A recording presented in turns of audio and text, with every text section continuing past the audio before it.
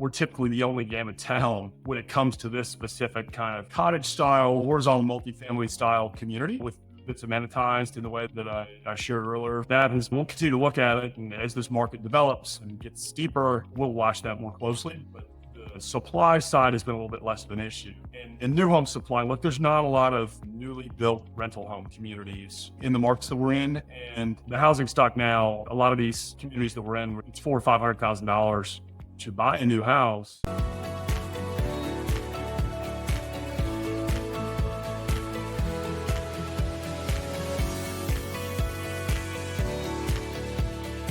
Hello, everyone, and welcome to the Journey to Multifamily Millions. I'm your host, founder and CEO of Zana Investments, Tim Little. And on today's show, we have with us Ryan Watts. Ryan is a co-founder and managing partner of Red River Development, specializing in build-to-rent real estate investments. At Red River, Ryan focuses on land acquisition, deal structuring, and corporate strategy. Under his leadership, the company has grown to manage about 1,500 units with over $480 million in assets across 5 build-to-rent communities. Ryan, welcome to the show. Thanks, Tim. Good to be with you. Yeah, and it is great to have you. I'm glad we were able to finally make this happen. I had to evacuate twice due to hurricanes, which messed up the schedule a little bit, but here we are. So I'm excited to learn more about Red River and your unique oil and gas background, which we didn't talk about up front. But please first tell us about how you got started in real estate and how you got to where you are today. Yeah, sure. I co-founded Red River Development in 2020, and I did that alongside 2 other partners. One of my partners is a guy named Jay Dempsey. Jay has a background in senior living, built a large senior living business called Civitas Senior Living. They still have 38 senior living communities that they operate and manage, and has done a lot of ground up development with that business, nearly $1 billion in ground up development. And my other partner in this company, Stephen Watts. So Stephen, also same last name, happens to be my brother. And so Stephen has a background in construction and project management and multifamily development. And back in 2018, 2019, Jay and I were investing in some of Stephen's deals back in Tulsa, Oklahoma, where we all grew up. And we were talking about build-to-rent as an asset class and talking about the fact that we thought there was a lot of opportunity in that asset class. And ultimately said, hey, let's build a business around investing in build-to-rent. And so I sold the company in 2020. You mentioned my prior background in oil and gas. So sold my oil and gas assets and then said, hey, look, and then we're sitting around in COVID with a lot of time on our hands and said, hey, look, this is something that we really want to do. So we locked arms, founded Red River Development. And fast forward to today, about 1,500 units under management, about $480 million in AUM. It's been a fun business to build and one that we're having a lot of fun continuing to grow. Awesome. And you did the 0 to 100 right there. Tell me a little more about your background in oil and gas before we move on to the real estate side of things. And if anything, what were some of the benefits from that experience that carried over when you came into real estate? Yeah, sure. So I graduated from the University of Oklahoma with an energy management degree. I went to work for a public company in Oklahoma City called Chesapeake Energy, still a big natural gas producer primarily. But I always knew I wanted to be an entrepreneur, and I had an opportunity to help launch a company back in 2006. And our first strategy business model was really to aggregate Barnett Shale leases, which was a big natural gas field in and around Fort Worth. And so we would package those up and sell them off to Barnett Shale operators that wanted to drill for natural gas. And that was a good business, had a good run. We pivoted and shifted to acquiring oil and gas royalties, initially on our own account. And then we raised some private partnerships to do that. And then ultimately raised some institutional capital to do that. So that was from about 2010 to 2020. And then those are the assets I mentioned I sold in 2020, which kind of freed me up to focus my time and energy on this business. But in terms of the skill sets that serve me today from that, I would say there's numerous. Just being an entrepreneur, starting a business, managing people, building teams, all of those things I think carry over. Capital, I raised a lot of capital in that business, initially raising small private partnerships with just high net worth investors, and then eventually raised more institutional capital. So I think being comfortable raising capital is part of it. And then I was fortunate to have really good partners, the guys that I mentioned that helped me co-found this business. And so I've been able to lean on a lot of their expertise and background when it comes to the real estate specific stuff. So it's been fun to flex different muscles and to learn a new industry. And it's been a fun business. Awesome. And I'm curious, raising capital could be one of the most challenging aspects of this business for the sponsors, syndicators, whatever you want to call them. Sure. And so I'm curious if there was differences in the types of investors that you were raising from on the oil and gas side. And then when you came over, and if you had to adjust in any way in terms of how you communicated to those different types of investors. I would say, like, broadly speaking, if you were to compare the two worlds of the two industries, oil and gas and real estate, it's a lot shallower pool of capital for oil and gas. Oil and gas can be pretty technical. And there's certain guys that are comfortable with that, but then there's a lot of investors that just say, look, we don't do oil and gas. We're not. So I'd say the real estate capital markets are deeper. People more intuitively understand real estate. When it comes to real estate private equity funds, there's certainly a lot more of those than you've got oil and gas private equity funds, or even individual investors in family offices. Like a lot of those guys, there's a lot more of a middle invest in real estate than there will in oil and gas. And I think I would consider the same is true for RIA firms. We have a number of RIA investors. So it's generally speaking deeper. The deal structures are actually fairly similar. A lot of carryover from that sense. And then you're certainly overall, you're still trying to communicate an investment strategy, communicate to guys, how are you going to generate returns? What's your secret sauce? What do you do? All those things carry over in a lot of ways. Yeah, that makes sense. And you talked about how your brother was on this different path. He was doing construction. Was he getting involved with real estate investments at the same time, or was he purely doing the construction side of things? So he worked initially for a project management firm and then later joined Tulsa-based construction company and real estate developer. And so he was basically managing development for that firm on behalf of that firm in the role he was in. And then later he started another firm, partnered with the guy. That firm's called Rose Rock.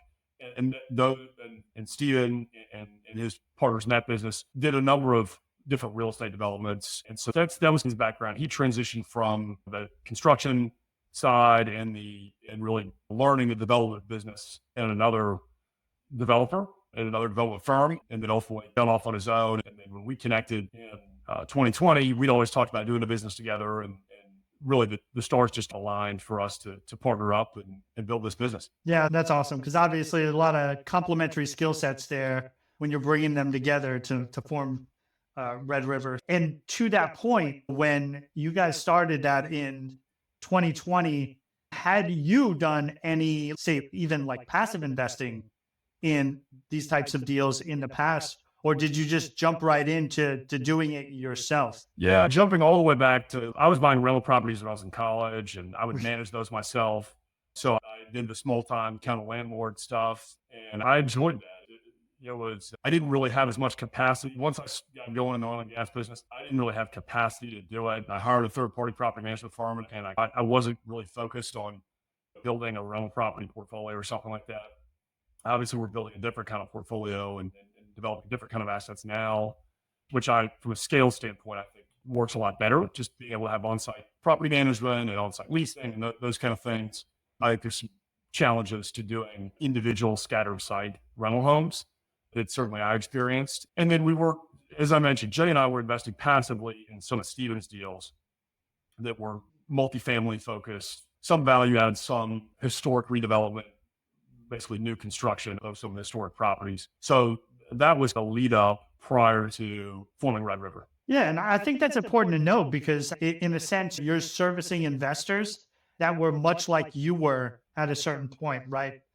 I know so many people who, once they get a decent job, have some additional income, they know they should be investing in real estate, but the only way they know how to do that is either someone told them to buy some REITs, or they buy a single family rental, or maybe a duplex, triplex, whatever, but then they don't have the time available to commit to it.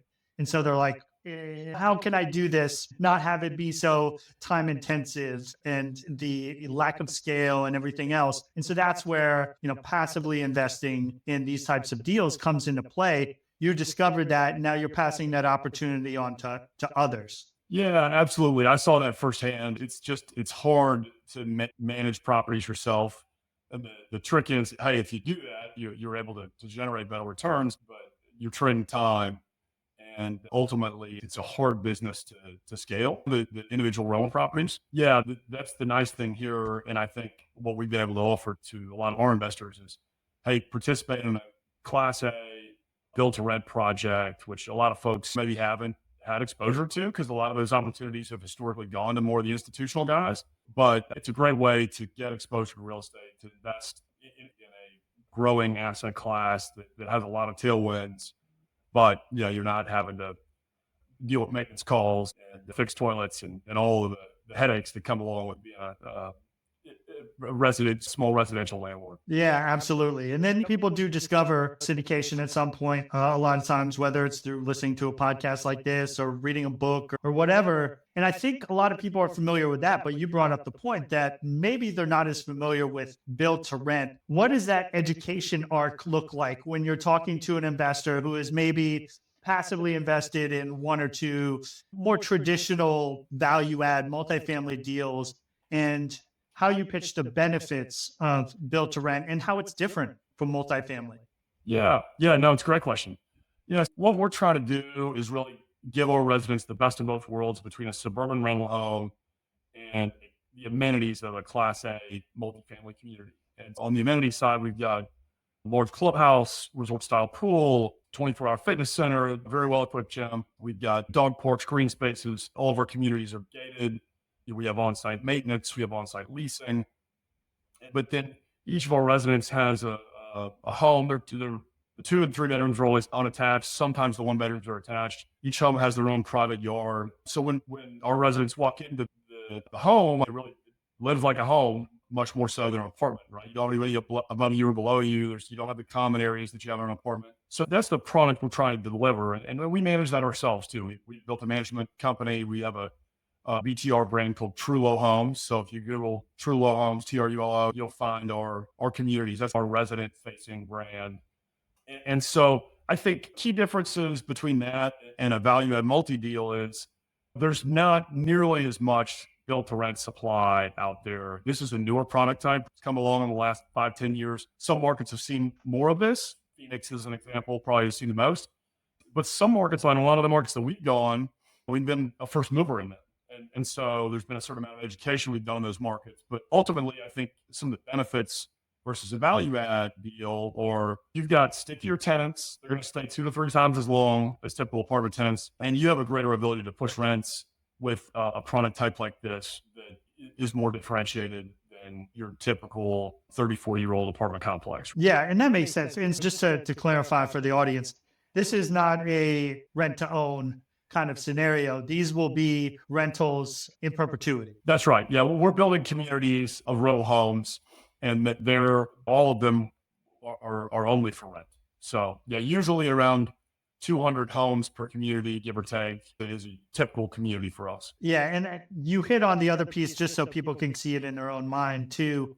Some of these, it sounds like maybe like the 1 bedrooms, maybe like townhouse style, like they might be connected, but the 2 and 3 bedroom homes sometimes are we'll standalone. duplex the 1 bedrooms, but the 2 and 3s are typically unattached. And if we do duplex them, it's just 2 units together versus a row of duplex homes. Right. And I'm guessing that's probably the reason for the stickiness of the tenants, right? Because they feel like it's their house when they have their own space. It's not connected to anything else. But like you said, they still get the benefits of those amenities that would only normally be found in like an apartment complex. That's exactly right. Yeah. Yeah, that makes a lot of sense. And so the other part that you talked about was the property management. And I guess I'm curious, how does that differ for a complex like this versus, say, an apartment complex? Yeah, they're probably, from a management standpoint, there's probably more similarities. I think the resident experience is very different. We're usually going to staff anywhere from 3 to 5 people in a community. We can usually scale it down a little bit once we stabilize the community and we're done with our lease up. But we always have an on-site maintenance technician who's handling work orders and maintenance, and that's a key thing for these communities. We take care of everything. We mow the yards, all of the maintenance is taken care of, which is a big deal for our residents. And then we have an on-site property manager, and then 1 to 2 leasing professionals, depending on if we end lease up or we do a high volume, we can scale it back if it's stabilized.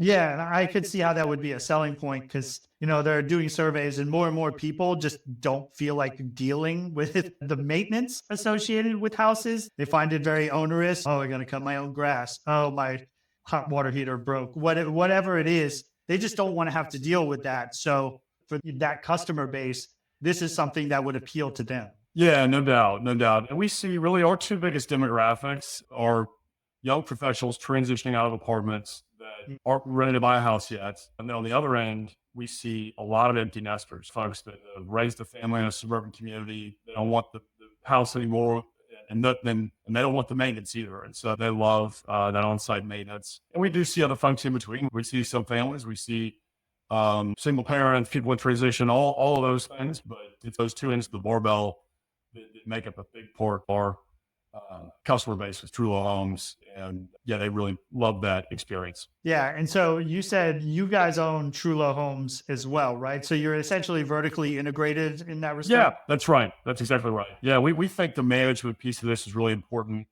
The markets that we've chosen to go into, we've been a first mover and a fast mover and what we think are strong secondary markets. And each one of those markets has a smattering of third-party professional property management companies. And so we said, hey, look, if we're going to really drive investment performance and create a great experience for our residents, we probably need to manage these ourselves. We had that debate early on. And so it served us well. I'm glad we did because nobody's going to care as much as you. I certainly saw that jumping all the way back to when I was managing individual rental properties. I turned those over to a property manager. Look, nobody cares as much as the owner. That's certainly how we feel. And so we have the ability to pull levers and really optimize performance in a way that I just don't think you can do with a third party management company. Yeah, no, that makes sense. And so can you talk about the markets that your properties are in now? Because I think that kind of affects your ability to vertically integrate, right? If you're in mostly one space, it makes it a lot easier. If you're spread out geographically, it makes it a little bit harder. So talk to me about where Red River's properties are primarily at. Yeah, sure. So we've got communities today in Tulsa, Oklahoma City, Bentonville, Arkansas, Kansas City, and Indianapolis. And then we have our next deal up is in Ohio, Centerville, Ohio, which is in the Cincinnati-Dayton MSA. So we do have a wide geographic footprint. The way that we manage that, we're headquartered in Dallas, but we also have an office in Tulsa. Like my brother, Steven, who I mentioned earlier, he's based in Tulsa. So he oversees our team there who's more focused on construction and development. And then also our property management business is based there, other than the on-site folks, of course, but the management of the property management business is based in Tulsa. And then we have an offset here in Dallas as well. That gives us good geographic coverage of that region. And then in the upper Midwest, we've got a development partner who's based in Indianapolis that builds for us up there as well. And that's been a good partnership. They're building for us in Indianapolis, and they're our partner on that deal. So they give us good boots on the ground in that region. And I think that's really helped us be able to execute in that upper Midwest region, which is not just a couple hour drive from the other region that I mentioned, which is more Oklahoma, Texas, Arkansas, Kansas City. Yeah. And the biggest challenge we've seen is just with property management in general is just finding those local folks to be the on-site staff. Sure. Because it's not the most glamorous job in the world. It's customer facing. And so depending on the tenant base that you have, that can raise the stress level associated with that. And so there can be a level of churn. I think as you move up the ladder from C to B to A, maybe you get more longevity with those positions, but tell me if that's the case. That would be my assumption. I think that's probably true. We've chosen to focus on either Class A communities, right? We're usually seeing rents that are 30, sometimes even 40% higher than near-built or nearby new-built Class A and multifamily communities. So I do think it helps to have a higher-end property type like that in terms of attracting and retaining a good property management team. Yeah. And so let's get into the investment a little bit in terms of what it looks like, because I think when someone's evaluating, say, like a multifamily, they can get a snapshot in time in terms of the risk associated with it. Yeah. Right? They can see, hey, in this market, it already has this vacancy, whatever the case may be. I think there's that nervousness associated with something that's not built, not leased up. What does that look like in terms of the phases and risks associated? And what phase do investors get brought in? Is it right from day one, or is it, once building is complete, lease up, et cetera? Yeah. So we're bringing investors in typically right when we're breaking ground. So Okay. prior to breaking ground, we'll either be under contract or we will have acquired a piece of land. We've gone through the entitlement process to get permission to build the product type that we want on that site. We will have done design work and architectural work, all the pre-development expenses that we have to really get to a point where we're ready to break ground on a community. And we'll have a third-party general contractor typically that will have a GMP contract, a guaranteed max price contract with that says, hey, this community is going to cost X to build, and they guarantee that price. And then we're going to go out and secure typically 65% loan to cost bank financing. And then the balance of the capital comes from equity. And so it's usually about 35% equity. So a typical project for us is around 60 million in total capitalization, give or take. And so you're raising about 20 million of equity. All right. Yeah. And so it sounds like that. What was it? Guaranteed max cost? Is that what it was? Guaranteed max price, yeah. Guaranteed max price. That sounds like it mitigates the risk to some extent for you, just in terms of cost overruns, et cetera. It does, yeah. on It the does very build. much so mitigate cost overrun risk and timeline risk. There's liquidated damages associated with being, if you're delayed for reasons other than weather or force majeure or the events under control, things like that. But yeah, it really does help reduce risk. I think another important risk mitigation point is we're putting 65% loan to cost bank debt on this. We're typically working with large regional banks. We're usually personally guaranteeing those, the partners of Red River, to get the best and most attractive bank terms. And so that's a conservative debt structure, usually a 3-year construction period that flips over to a 2-year mini perm with a 30-year AM. And so we think that gives us, good, as very conservative debt, but and levered up as high as we would want to go to really optimize investment performance. So we're not forced to sell right away. If we think we want to hold a little longer, we can realize more value by doing that and growing rents for a little bit longer. We have that option. So we think that's important. It sounds like you're not levered certainly as high as some deals are. So that Yeah. makes some investors feel better because they don't want that risk. I think the other risk piece that if I was an investor, I'd be concerned about is the lease up. And so how are you able to show that demand signal is there for whatever market that you're building in? Yeah. We're always getting third-party market studies that give us good data around, hey, what are the rents, projected rents, and what do we think the absorption rate will be? And so far, we've outperformed our projections on that front. And so the key for us is we've got a whole list of criteria that we look at when we think about site selection, but it comes down to what are the median incomes in an area? One is job growth, population growth. We're looking at school districts. We will look closely at proximity to the job centers and finding really good locations for these communities. What does income growth look like? Home values in a given zip code.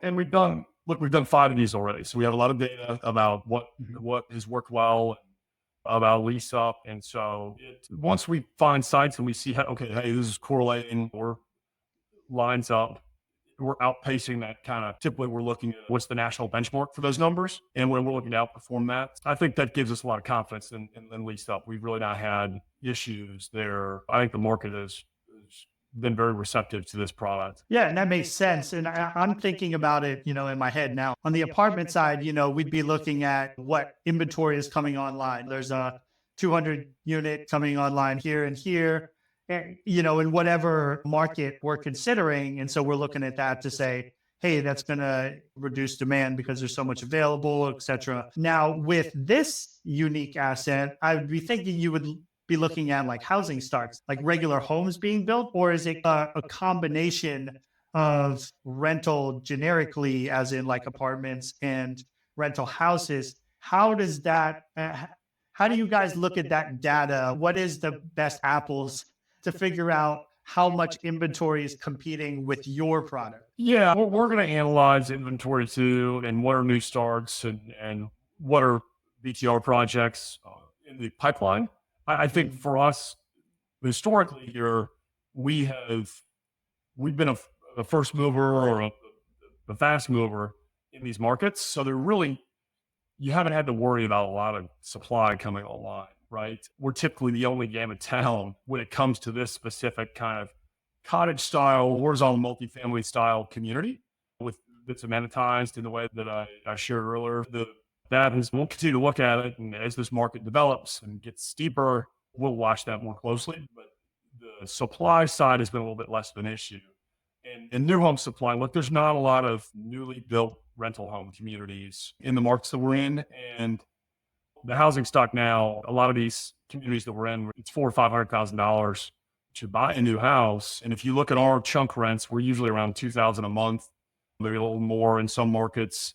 And the median price home in the U.S. right now is about $2,900 a month, and that doesn't include maintenance costs, property taxes, insurance, all the carrying costs associated with owning our home. We think we're providing a pretty good value proposition for our residents. Yeah, and just looking in my crystal ball, which is usually pretty cloudy, but I imagine that's not going to change a whole lot unless rates come down dramatically, because it looks like the prices of housing ironically hasn't dropped, even though sales have dropped a little bit. So we're at like this weird place in the regular housing market. And as long as rates stay where they are, it's still harder for a lot of people to come up with the down payments and the mortgage payment that they're going to make if they do get a house and everything else. So I agree. All right, we do need to transition to the turbo round. So now I am going to ask you 3 questions that I ask every guest on the show. I just ask you for a quick, honest answer. Sure. You ready? Fire away. All right. First one. What is one red flag every investor should look out for? I think you've got to look at people's track records and look to see how have they been successful previously. What does that track record really look like? And dig into that. Because ultimately, you're doing business with people, and you need to be able to trust people, and you need to be able to see if they performed previously. And so, to me, like track record is very important, and almost number one.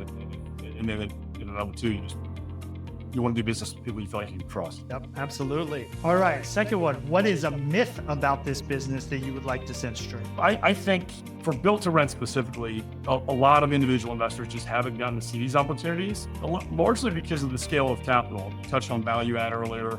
You can buy or you can capitalize smaller value add deals that typically will find their way to more of an individual investor or more retail investor audience. We are excited about bringing this opportunity to folks that haven't seen it before. And I think we're trying to dispel the myth that individual investors can't invest in build to rent. Awesome. And last question, what does success look like to you? Success for me personally is just, I've got a family. I'm married 17 years. I have 2 boys, they're 13 and 10.